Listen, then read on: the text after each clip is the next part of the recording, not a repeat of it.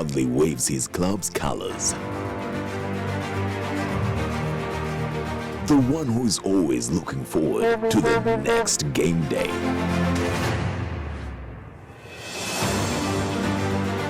Who is into tactics, skills, and the thrill of winning. First goal of the game. It was a beautiful ball in and express. Glorious. It's the header. It's in. Football is not only a feeling, it's a lifestyle. Twano amakongolo Arwasil FC. Onuparakon Fire. Kazi FC the Kasasiro Boys. Catch all the action of the Star Times Uganda Premier League only on Sanyuka TV. Let's raise our flag. Brought to you by MTN, the official broadcast sponsor. Everywhere you go, MTN. In association with Rubies, making your life's journey better. Plascon, color your world.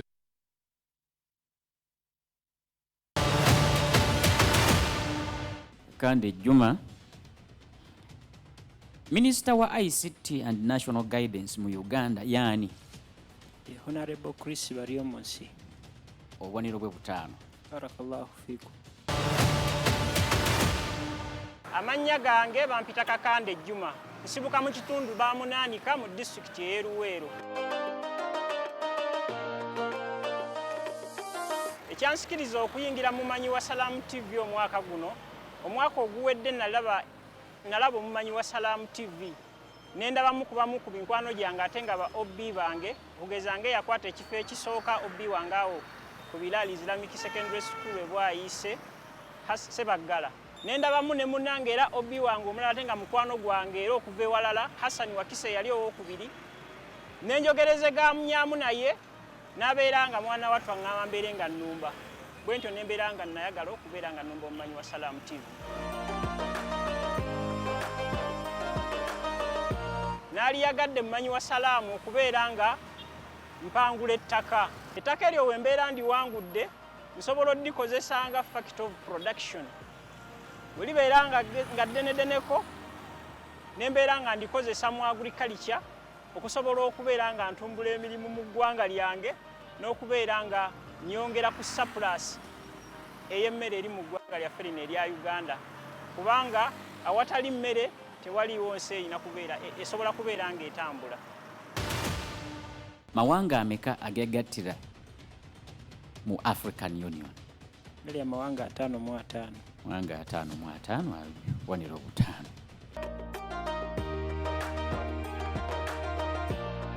Obubaka bwe njagala okuwa abavubuka bannanga batasobodde kwenyigira mu Mumanyi wa Salamu mu mwaka guno nti bafube nnyo balwane nnyo emyaka egiddako babeere nga beenyigira mu Mumanyi wa Salamu TV. Buli we weetaba mu bintu nga bino weeyongerako okumanya oluusi ky'obadde tomanyi mu ddiini, mu nsi yonna oba ne mu nsi yo. Kubanga buli wejja ne babuuza ebibuuzo n'obeera nga oluusi tobimanyi oba oluusi bigaanyidewo ssaawa eyo mu kaseera ako. Olwana okulaba nga weeyongera okubeera ng'omanya, kubanga buli kaseera omuntu lwalowooza nti amanyi nnyo n'aletaba mu bintu bifaanaganako bwe biti, abeera aguddewo emiwaatwa ziyite loopholes ez'obutamanya okubeera nga ziyingira mu bulamu bwe, kubanga okumanya tulina kubeera nga tukwettanira okuva lwe tuzaalibwa paka lwe tufa.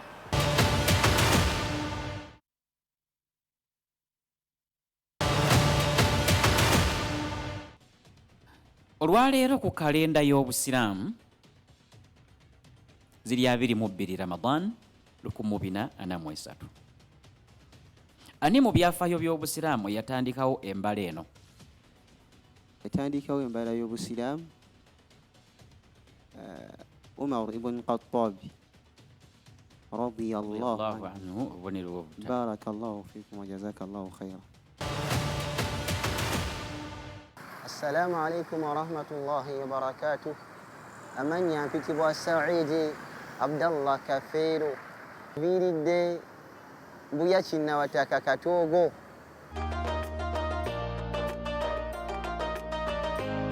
Ebimu ku byanzikiriza okubeera nga nzija mu Mumanyi wa Salamu kwe kubeera nga nkakasa byensoma, okubeera nga babimbuuzaamu n'ensonga endala enkulu, kubeera nga njagazisa baganda baffe ababa batulaba, kubeera nga mbaagazisa Obusiraamu n'eddiini y'Obusiraamu.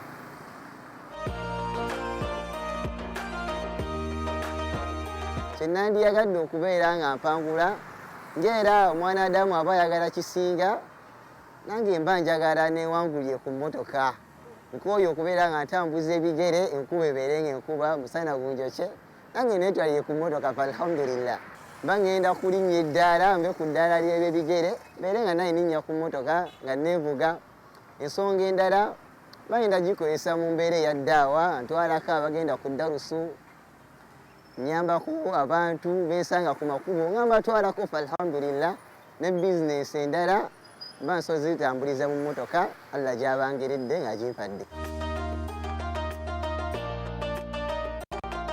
Mbuya Kinnawataka bawangalira ku masjidi ez'enjawulo kwentera okusomesa masjidi Katogo, masjidi Answari, masjidi Kulembera ne masjidi endala n'abasiraamu bonna okutwaliza awamu Kireka, Mbuya, Mutungo bakoowoola mubeere nga mujja mubeerewo ku lunaku lw'Essande kubeera nga emmotoka tugitwala biidhinillah.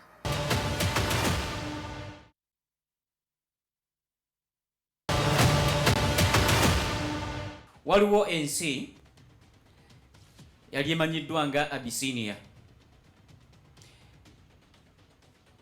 Ekibuga kyayo ekikulu we twogerera kyekiruwa? Addis Ababa. Addis Ababa, bubonero 5. Assalamu alaikum wa rahmatullahi wa barakatuh. Amanya gange nze Hassan Segawa nviiridde mu kitundu eky'Ekawempe side z'Erugoba gye nviiriddeeyo.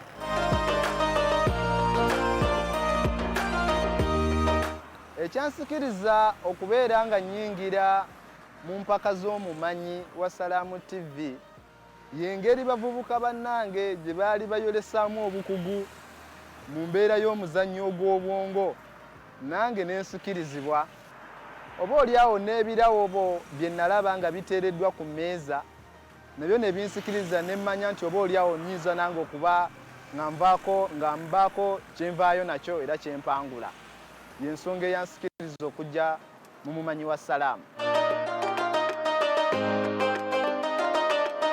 Allahu tabaraka wa taala asinga abeera nga nnonze n'anteeka mu bawanguza bagenda okuwangula ebidduka naddala emmotoka oba pikipiki nsuubira ng'ekirabo ekyo kijja kukyusa obulamu bwange mu mbeera nti kijja kunyanguyirizaako mu byentambula okugenda ku mirimu gyange gye nkolera n'empona ebigere kuba ekigere kibadde kisusse oba oliawo ekidduka ekyo kijja kunnyambako mu byentambula biidhinillah.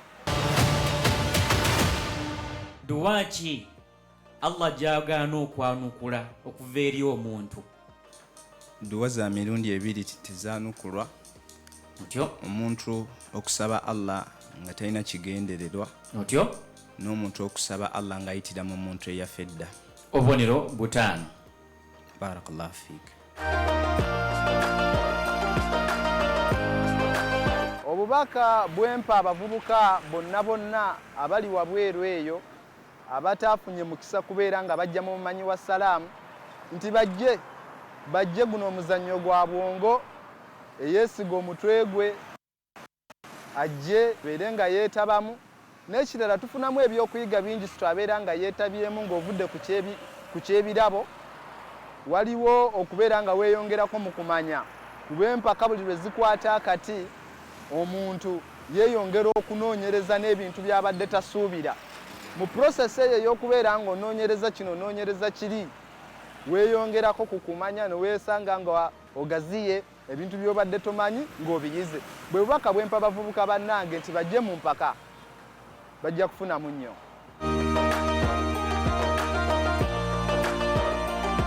Mwenna mujje mu mpagire tulabe nga tuvaayo n'emmotoka biidhinillahi tabaraka wa taala. Assalamu alaikum wa rahmatullahi wa barakatuh.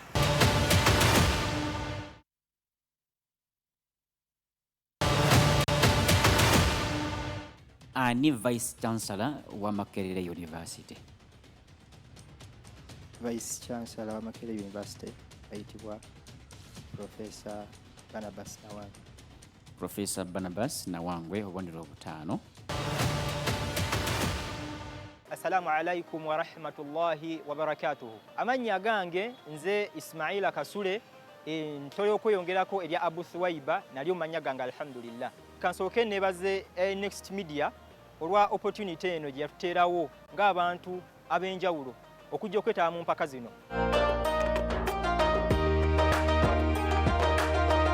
Empaka zino kituufu zirimu okuyiga kungi, zirimu okweyongera okugaziya obwongo, era nga nze basically ng'oggyeko ebirabo ebiriwo nti bigenda kuwangulwa eri abo abanaaba basukkulumye ku bannaabwe, nze nga nze omuntu ekyasinga okundeeta mu mpaka zino kwongera kumanya kwange na kugaziya ku bwongo bwange.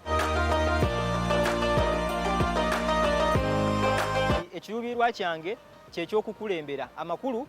Ekirabo kyendubirwa okuwangula kyekirabo eky'emmotoka ekiteereddwawo eri omuwanguzi oyo anaaba asukkulumye ku banne.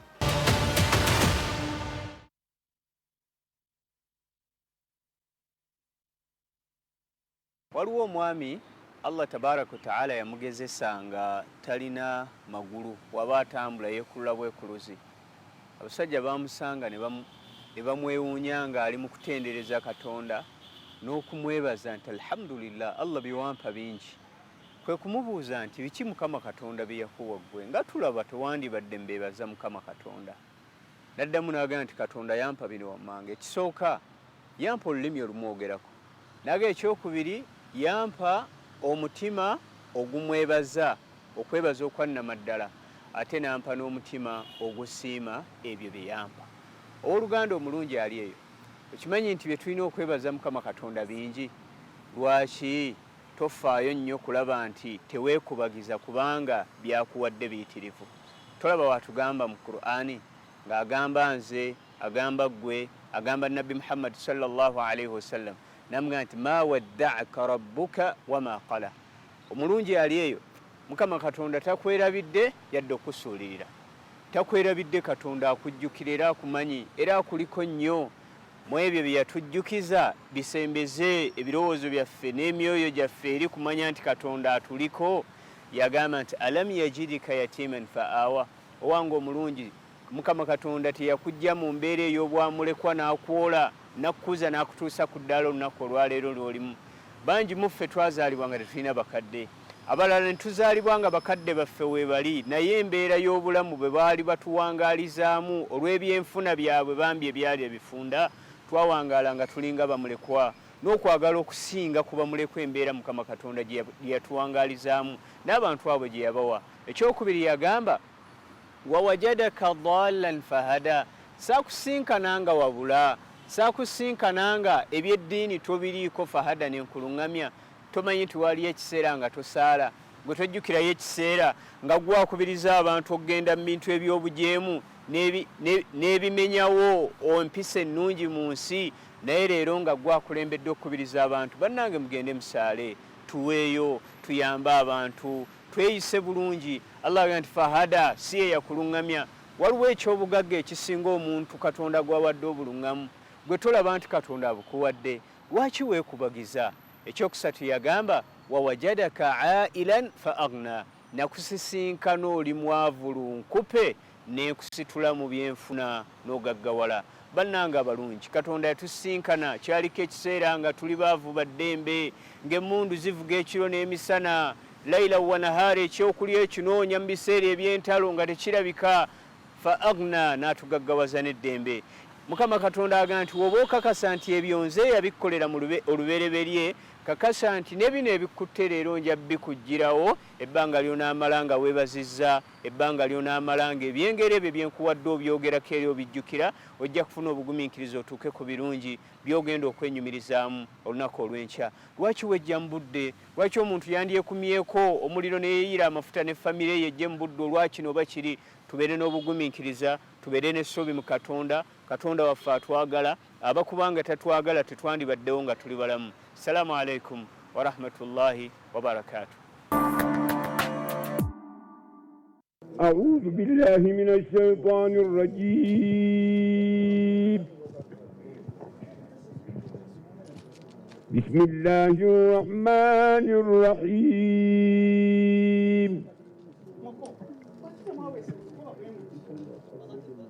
ولقد يسرنا القرآن للذكر فهل من مدكر ولقد جاء آل فرعون النذر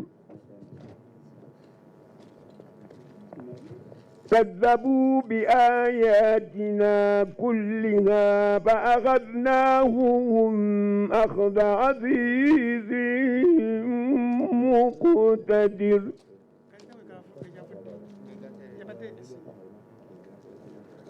أكفاركم خير من أولئكم أم لكم براءة في الزبر أم يقولون نحن جميع منتصر سيهزم الجمع ويولون الدبر بل الساعة موعدهم والساعة أدهى وأمر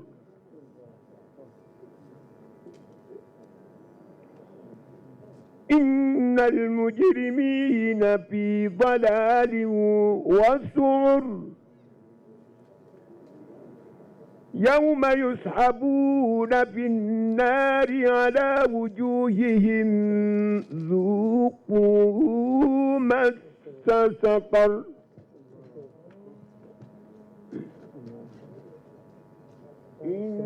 إنا كل شيء خلقناه بقدر وما أمرنا إلا واحدة كلمح بالبصر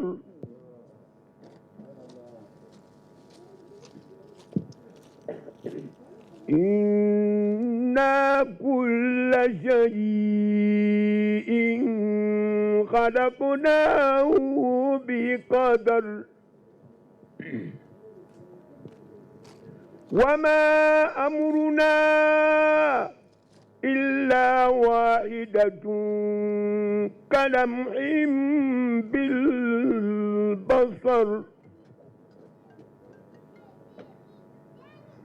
ولقد أهلكنا أشياعكم فهل من مدكر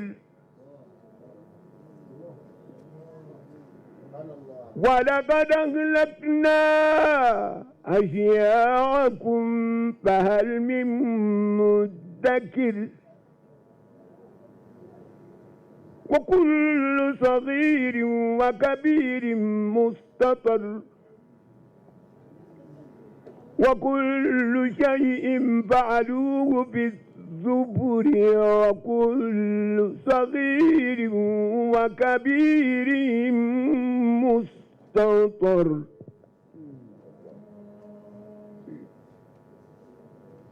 إن المتقين في جنات ونهر في مقعد صدق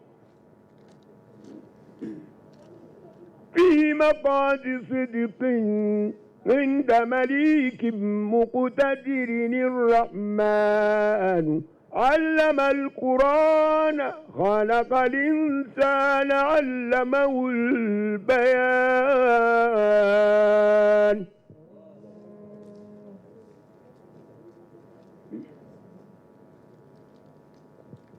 إن المتقين في جنات ونهر إن المتقين في جنات ونهر في مقعد صدق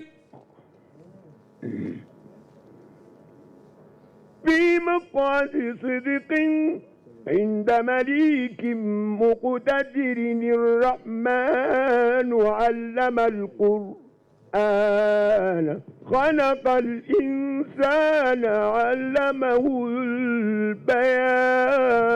البيان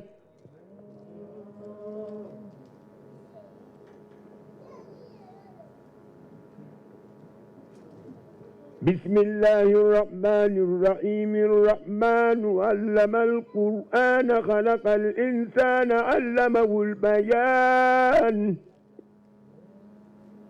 الشمس والقمر بحسبان والنجم والشجر يسجدان الشمس والقمر بحسبان والنجم والشجر يسجدان والسماء رفعها ووضع الميزان ألا تطغوا في الميزان